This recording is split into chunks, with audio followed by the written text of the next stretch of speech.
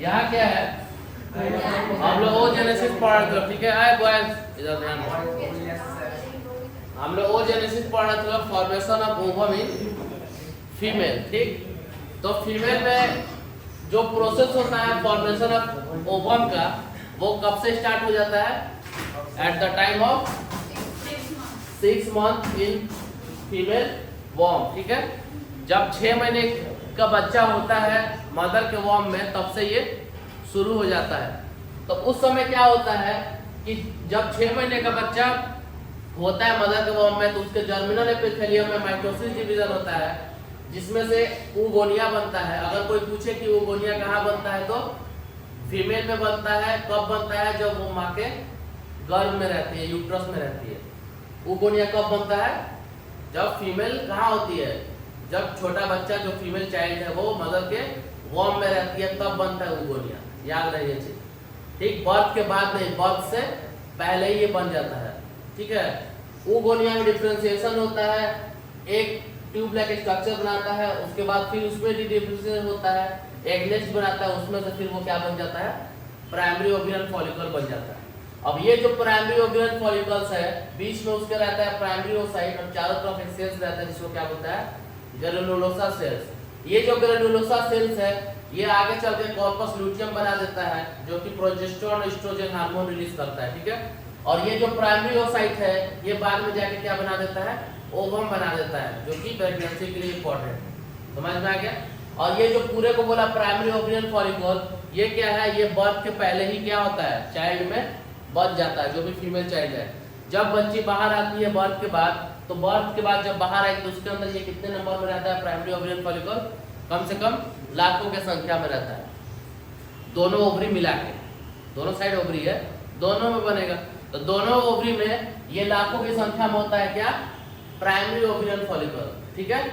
अब जब लड़की प्यूबर्टी अटेंड कर जाती है, 12-13 साल के एज तक हो जाती है, तो ये जो प्राइमरी ओविरियन फॉलिकल लाखों की संख्या में, वो घट के हो जाता है 60 से 70 हजार के बीच में, दोनों ओवरी में मिला के। कितना बच जाता है? 60 से 70 हजार बच जाता है, दोनों ओवरी मिला के। अब क्या रीजन था कि 2 लाख से 60 से 70 हजार हो गया? तो जब प्राइमरी ओविरियन फॉलिकल गर्ल्स में लाखों की संख्या में था, जब लेट से आइए तो हाथ मत मिलाए कीजिए, ठीक है। सीट पे अपने बैठिए लोग, पढ़ाई कीजिए लोग, भाईचारा बाद में निभा लीजिएगा ना। तो प्राइमरी ओविरियन फॉलिकल लाखों की संख्या में ओवरी में मिलता है, ठीक।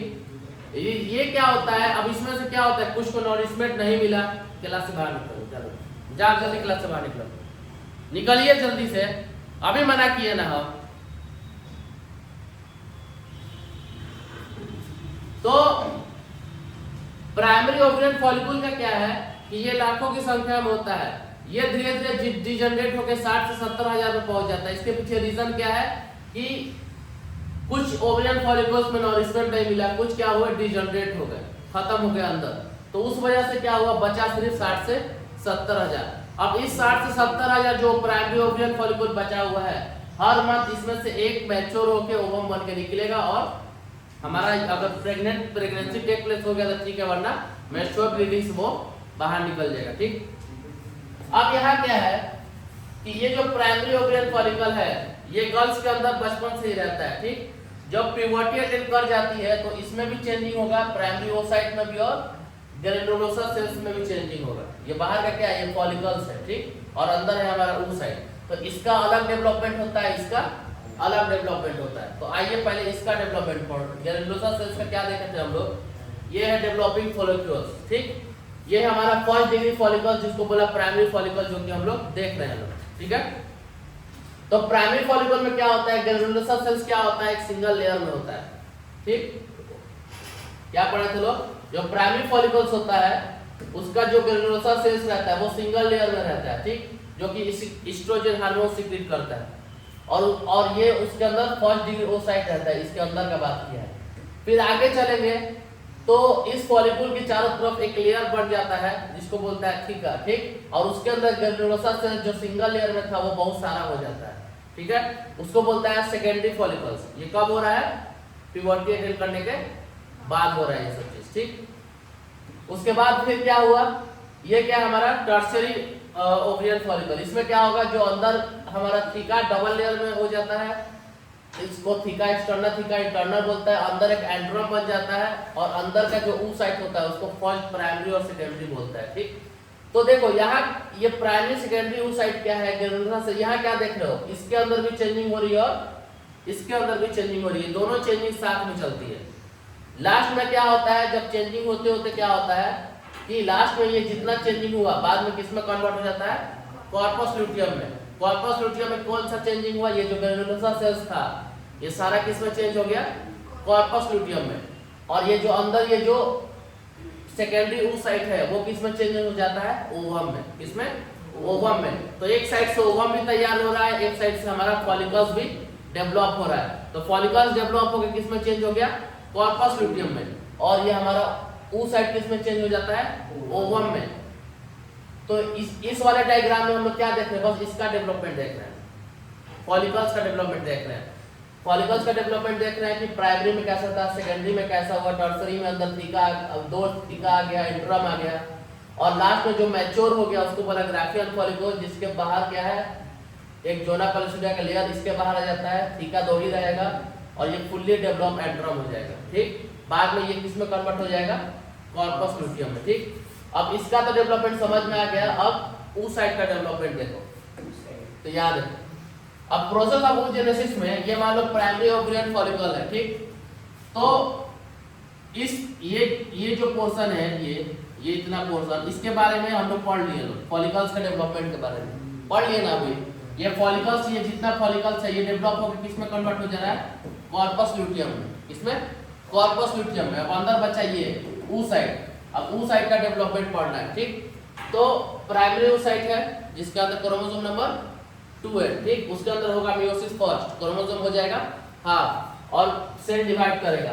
तो यहाँ क्या कंडीशन है कि जब प्राइमरी oocyte में मियोसिस फर्स्ट डिवीजन हुआ और हमारा क्या, सेकेंडरी oocyte। तो सेकेंडरी oocyte में क्या होता है, दो सेल बनता है, जिसमें एक सेल को बोलता है फर्स्ट पोलर बॉडी। क्या बोलता है, फर्स्ट पोलर बॉडी। ये जो फर्स्ट पोलर बॉडी है ये डिजनरेट हो जाता है, ये डिजनरेट हो जाता है, किसी काम का नहीं रह पाता है, इसमें से सिर्फ एक ही मैच्योर होता है। उसमें फिर मियोसिस सेकेंड होता है, फिर 1 से 2 बनेगा, जिसमें से फिर एक सेकेंड पोलर बॉडी बनेगा, ये भी डिजनरेट हो जाएगा, इसका भी कोई काम नहीं है। जो बचेगा वो क्या बनेगा, ओवम। समझ में आ गया। तो ये किसका है, oocyte का। प्राइमरी से सेकेंडरी बना, सेकेंडरी से अपना कन्वर्ट हो गया ओवम में। और हमारा ये जो फॉलिकल्स था वो प्राइमरी से सेकेंडरी बना, उसमें थीका आया, मोर ग्रेनुलोसा सेल्स आया, फिर टर्सरी बना, उसमें अंदर एंड्रम आया, फिर ग्राफियन फॉलिकल्स बन गया, फिर बाद में किसमें चेंज हो गया, कॉर्पस ल्यूटियम में। तो फॉलिकल्स, तो यहाँ पर क्या देखें, ये जो फॉलिकल्स था वो किसमें कन्वर्ट हो गया, कॉर्पस ल्यूटियम में, और ये जो oocyte था वो किसमें कन्वर्ट हो गया, ओवम में। अंडरस्टूड, क्लियर यहाँ तक। नाउ अब जब इतना समझ गए तो अब यही प्रोसेस किसमें होता है, हमारा मेस्ट्रुअल साइकिल में यही दोनों प्रोसेस होता है। मेस्ट्रुअल साइकिल में यही दोनों प्रोसेस होता है। तो पिक्चर में देख लो पहले, यहाँ देखो, यहाँ देखो, मेस्ट्रुअल साइकिल में यही दोनों प्रोसेस होता है। क्या होता है कि साथ में हमारा एक तरफ से ओवम भी बन रहा है, एक तरफ से हमारा फॉलिकल्स बन के कॉर्पस ल्यूटियम में भी चेंज हो रहा है। यहाँ क्या है, अब यहाँ क्या है कि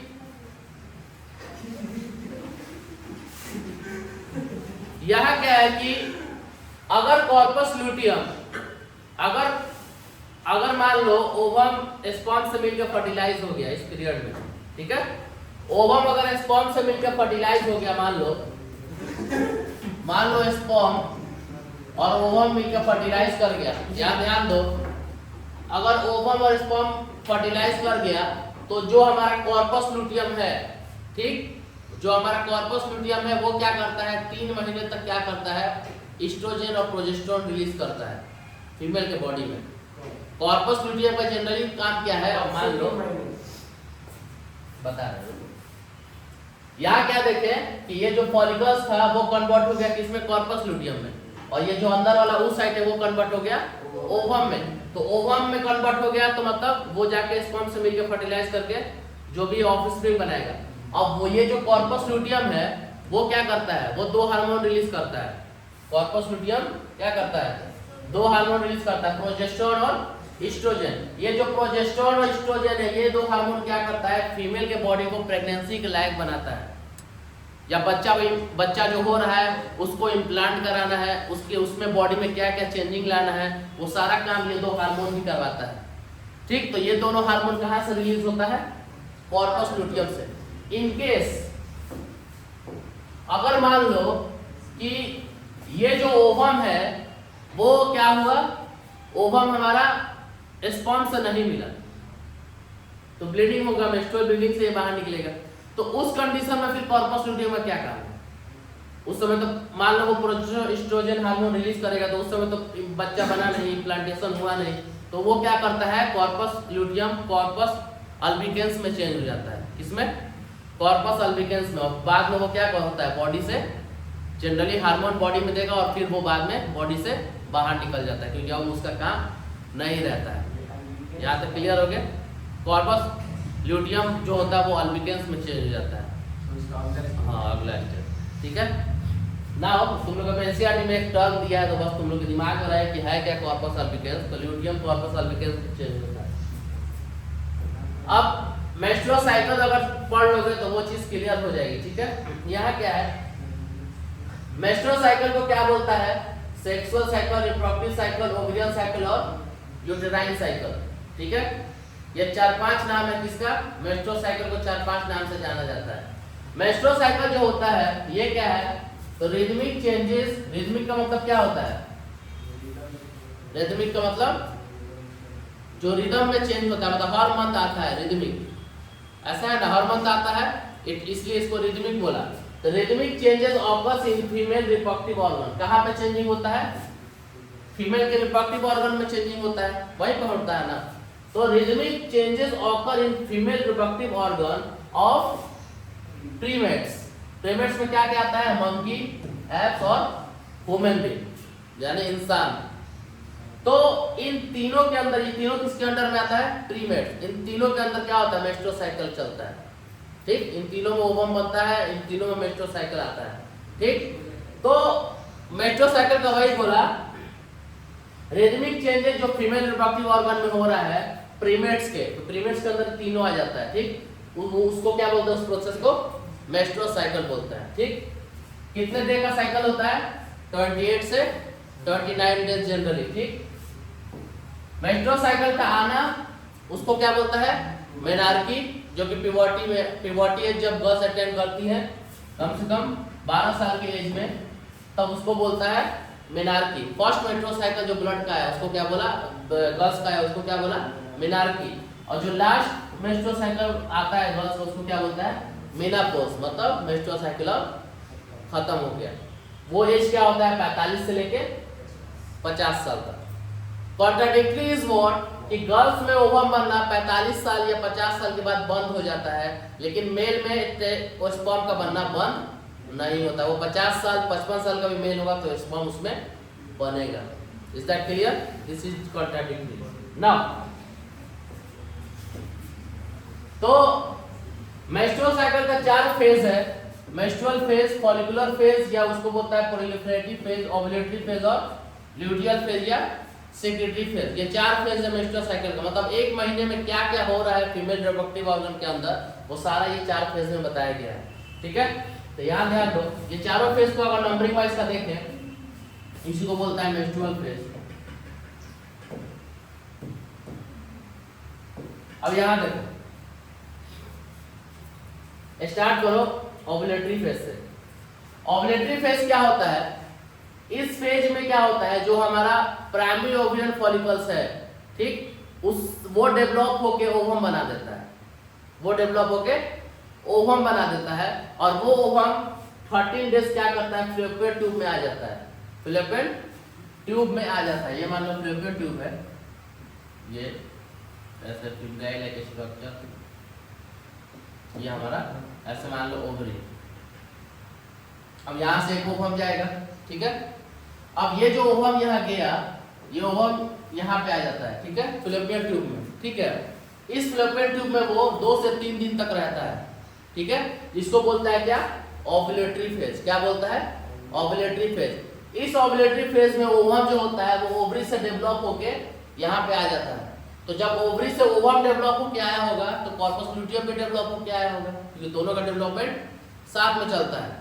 क्योंकि इसके अंदर क्या भरा हुआ है, प्राइमरी ओवरियन फॉलिकल्स भरा हुआ है। क्या भरा हुआ है, प्राइमरी ओवरियन फॉलिकल्स। ठीक, अब उस प्राइमरी ओवरियन फॉलिकल्स में से एक ओवम बन के आया यहाँ पे, कहाँ रहा, 2 से 3 दिन तक रहा। अगर उस बीच क्वार्टस होता है मेल और फीमेल के बीच में, तो स्पर्म जाएगा और इससे जाके फर्टिलाइज करा देगा और प्रेगनेंसी टेक प्लेस हो जाएगा। अगर मान लो स्पर्म नहीं हुआ, स्पर्म नहीं के अंदर प्रेगनेंसी टेक प्लेस नहीं हुआ, तो उस कंडीशन में क्या होता है, 15 डेज के बाद ये जो ओवम यहाँ पर आया था वो कहाँ चला जाता है, धीरे धीरे नीचे आता है। कहाँ, यूट्रस के वॉल पे। कहाँ, यूट्रस के वॉल पे। यूट्रस का वॉल जो होता है सबसे अंदर के लेयर को क्या बोलता है, इंडोमेट्रियम। क्या बोलता है, इंडोमेट्रियम। ठीक, तो उस इंडोमेट्रियम के वॉल से ये जो ओवम यहाँ से अब आगे चला, वो क्या करता है, ब्रेक होता है। ब्रेक होके वो क्या होता है, यूट्रस के वॉल से ऐसे लग जाता है। यूट्रस के वॉल से ऐसे लग जाता है। तो जितनी दिन में लगता है उसको क्या बोलता है, सेक्रेटरी फेज। उसको क्या बोलता है, सेक्रेटरी फेज। मान लो 15 दिन से या 16 दिन से, या उसके बाद ये टूट के नीचे जाएगा और यूट्रस के वॉल से लगेगा। तो इतने दिन के बीच में वो लगता है। ठीक, जब इतने दिन के बीच में यहाँ पे ये लगेगा तो क्या होगा, इधर का वेटेज बढ़ेगा वॉल का, क्योंकि ब्लड सप्लाई भी बढ़ेगा। ठीक, कहीं भी कुछ भी बॉडी में होता है वहाँ पे ब्लड सप्लाई बढ़ने लगता है। ठीक, तो यहाँ भी जब ओवर यहाँ इसके वॉल से आके लगेगा तो यहाँ ब्लड सप्लाई क्या होगा, बढ़ेगा, इंक्रीज होगा। ब्लड सप्लाई बढ़ेगा तो धीरे धीरे इधर का वॉल क्या होगा, वजनदार होगा। ठीक, क्योंकि सामान पूरा आके लग रहा है। तो उसके बाद क्या होगा, जब पूरा ओवम आके इसके वॉल से लग जाएगा, ठीक, अब कुछ बचा नहीं, उस कंडीशन में क्या होगा हमारा, फिर वो धीरे धीरे क्या होगा, ब्लड के माध्यम से बाहर निकलेगा। उस फेज को क्या बोलता है, ब्लीडिंग फेज या मेंस्ट्रुअल फेज। उस फेज को क्या बोलता है, ब्लीडिंग फेज या मेंस्ट्रुअल फेज। तो अगर लड़की का मान लो ब्लीडिंग फेज आ गया, ठीक, उसका मेंस्ट्रुअल साइकिल चल रहा है और ब्लीडिंग फेज है, तो 1 से 5 दिन का ब्लीडिंग फेज होता है।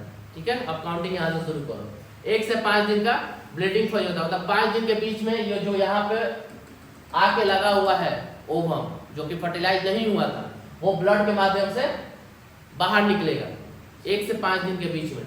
किसी में 3 दिन चलता है, किसी में 4 दिन, किसी में 5 दिन। ठीक, गर्ल्स टू गर्ल्स डिफर करता है। ठीक, तो ब्लीडिंग फेज इसको क्यों बोला, क्योंकि ब्लड के माध्यम से ये बाहर निकल रहा है। ठीक है, और इसको क्या बोला, मेंस्ट्रुअल फेज। इसी को क्या बोला, मेंस्ट्रुअल फेज। अब मानो ये इधर से पूरा ब्लीडिंग करके मेंस्ट्रुअल फेज खत्म हो रहा है। ठीक, अब यहाँ से सब बाहर निकल गया है। अब नेक्स्ट बार में क्या होगा, अब उधर के वॉल से, उधर वाले ओवरी से ओवम निकलेगा। 1 महीना अब इधर वाले को रेस्ट मिलेगा।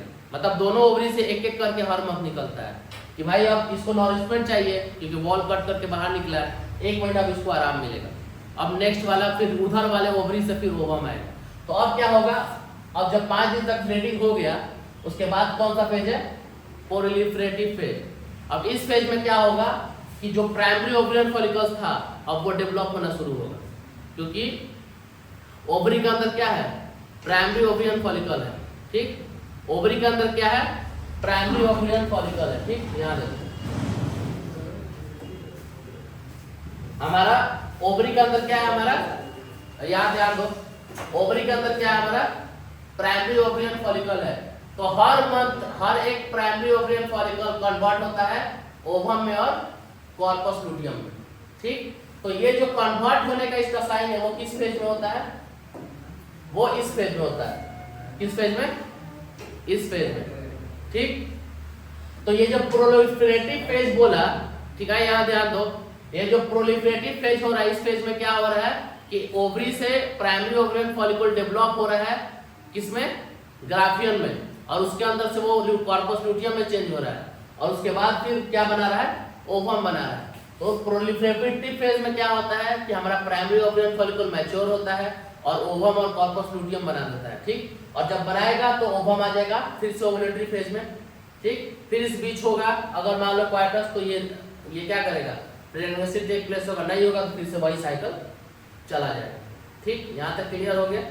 तो अब यहाँ देखो, अगर क्वार्टस इस फेज में हो रहा है तो इस फेज को क्या बोलता है, सेफ पीरियड, और इस फेज को क्या बोलता है, सेफ पीरियड। जनरली अगर क्वार्टस ब्लीडिंग फेज में तो होगा नहीं मेल फीमेल के बीच में। ठीक, क्योंकि इंफेक्शन भी होता है, ब्लीडिंग होते रहता है, उस केस में होगा नहीं जल्दी क्वार्टस। तो अगर इस फेज में क्वार्टस हो रहा है तो क्या ओवम कहीं से आएगा? नहीं आएगा, क्योंकि ओवम तो अभी मैच्योर हो रहा है, बन रहा है। तो इस फेज में अगर क्वार्टस होता है तो प्रेगनेंसी का चांस बहुत कम होता है। और अगर इस फेज में किसी को अगर प्रेगनेंसी टेक प्लेस कराना है ऑफस्प्रिंग के लिए तो इस फेज में क्वार्टस होता है, क्योंकि इस फेज में क्या होता है, ओवम हमारा फैलोपियन ट्यूब में आके लग जाता है। ठीक, उसके बाद फिर 15 से 16 दिन के बाद क्या होगा, वो फिर कट करके निकलेगा बाहर। तो फिर अगर इस फेज में अगर करेंगे तो फिर क्या होगा, प्रेगनेंसी का चांस बहुत कम होता है, बाद में फिर ब्लीडिंग फिर स्टार्ट हो जाएगा। तो ये दोनों सेम पीरियड माना जाता है कि चांसेस कम है, चांसेस इसमें भी है लेकिन कम है, लेकिन ये सब रिस्क पीरियड है। अब यहाँ पर क्या होता है कि कितने लोग क्या करते हैं कि हम ब्लीडिंग के 12वें दिन 13वें दिन हम क्वार्टस हम ब्लीडिंग के 7वां 8वां दिन या 9वां दिन हम क्वार्टस किए थे, लेकिन फिर भी बच्चा हो गया। तो उस कंडीशन में क्या होता है, कभी कभी गर्ल्स में क्या होता है, मेंस्ट्रुअल साइकिल इरेगुलर हो जाता है। ठीक, कभी कभी 28 दिन पे आएगा तो कभी कभी 35 दिन पे आ जाता है, कभी कभी 40 दिन पे आ जाता है। तो उस कंडीशन में ये जो 28 दिन का साइकिल का चार्ट है वो क्या होगा, चेंज हो जाएगा। ये 28 दिन का साइकिल का चार्ट है, ये क्या हुआ, चेंज हो जाएगा। तो उस कंडीशन में क्या होता है कि गर्ल्स को एग्जैक्ट पता नहीं चल पाता है कि मेरा ओव्यूलेटरी फेज कब है, क्योंकि भाई 28 दिन का साइकिल किसी का चल रहा है तब उसको पता रहेगा कि ओव्यूलेटरी फेज मेरा इतना दिन के आगे पीछे है। अगर मान लो किसी का इसमें इरेगुलेटरी हो रहा है 35 दिन 40 दिन ऐसे करके किसी का साइकिल आ रहा है, तो वो प्रेडिक्ट इसको उतना नहीं कर पाता है। ठीक है ना, तो ये क्या है, ये हमारा डायग्राम है। तो यहाँ देखो, अरे यहाँ ध्यान दो, ये देखो ये डायग्राम में साफ साफ क्या लिखा है, ये 1 से 5 दिन के बीच में क्या है, मेंस्ट्रुएशन पीरियड। ठीक, फिर उसके बाद फॉलिकुलर या पोलर फेज, सिक्रेटरी फेज या नेक्स्ट साइकिल फेजेस। यहाँ क्या देख रहे हो तुम लोग, जैसे जैसे आगे बढ़ रहा है, ये क्या थिकनेस है यूट्रस वॉल का, किसका थिकनेस है, यूट्रस वॉल का। तो जैसे जैसे आगे बढ़ रहा है यूट्रस वॉल का थिकनेस ज्यादा हो रहा है। तो जब हमारा सिक्रेटरी फेज में देखो कितना ज्यादा है, सारा ओवम आके यहाँ से लग गया है, जो भी डिग्रेड होके कट करके। अब जब इतना मोटा हो गया पूरा वॉल इसका, तो अब क्या होगा, ब्लीडिंग के माध्यम से धीरे धीरे वो बाहर निकलेगा, फिर ऐसा स्टेज आ जाएगा, यूट्रस के वॉल का स्टेज है। अब इसमें देखो क्या हो रहा है, मेंस्ट्रुअल पीरियड में क्या हो रहा है, हमारा एक तरफ से तो ये ब्लीडिंग होकर बाहर निकलेगा, दूसरे तरफ से ओवरी के अंदर क्या हो रहा है, फॉलिकल डेवलप होना शुरू हो जा रहा है।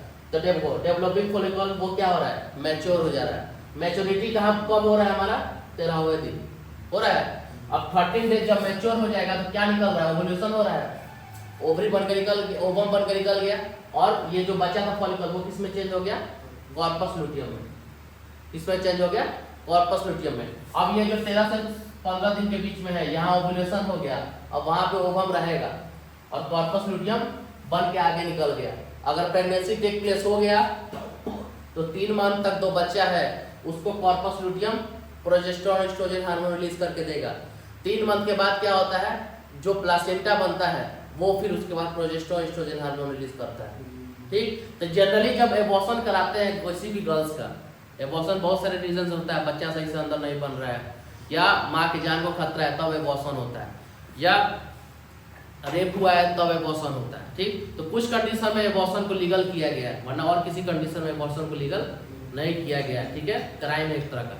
तो यहाँ पर क्या होता है, 3 मंथ तक क्या होता है, एबॉर्शन आसानी से हो जाता है, गर्ल्स में ज़्यादा प्रॉब्लम्स नहीं क्रिएट होती हैं, क्योंकि 3 मंथ तक प्लासेंटा क्या करता है, प्रोजेस्टेरोन एस्ट्रोजन हार्मोन उतना रिलीज नहीं करता है, कॉर्पस लुटियम करता है। तो प्लासेंटा उतना क्या होता है, मैच्योर नहीं हो पाता। प्लासेंटा क्या है, यूट्रस के बॉल से लगता है और वो कनेक्ट बैठाता है बच्चे से। तो वो पूरा अगर यूट्रस के बॉल से लग जाएगा तो अंदर पूरा कट करके वॉल को निकालना पड़ता है। तो गर्ल्स के लिए बहुत डिफिकल्टी हो सकता है, बाद में माँ भी नहीं बन पाए। तो अगर 3 मंथ से पहले होता है तो बच्चा उतना डेवलप नहीं है, प्लासेंटा उतना डेवलप नहीं है, तो उस कंडीशन में एबॉर्शन होता है तो आसानी से वो चीज़ बाहर निकल के आ जाता है, थोड़ा कम रिस्क होता है।